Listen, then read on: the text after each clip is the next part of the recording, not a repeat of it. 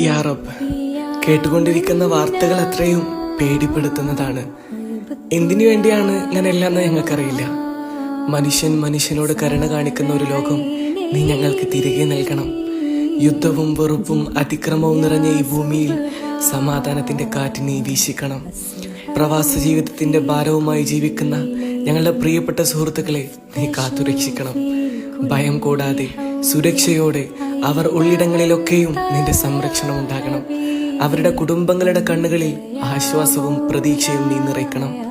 ഈ കലാപങ്ങളിൽ ജീവൻ നഷ്ടപ്പെട്ട എല്ലാവരെയും, പ്രത്യേകിച്ച് നിരപരാധികളായി പോയ കുഞ്ഞുങ്ങളെയും നിന്റെ കരുണയിൽ ഉൾപ്പെടുത്തണമേ. അവരുടെ ആത്മാക്കൾക്ക് സമാധാനം നൽകണം. അവരെ നഷ്ടപ്പെട്ട ഹൃദയങ്ങൾക്ക് സഹനവും ശക്തിയും നീ നൽകണം.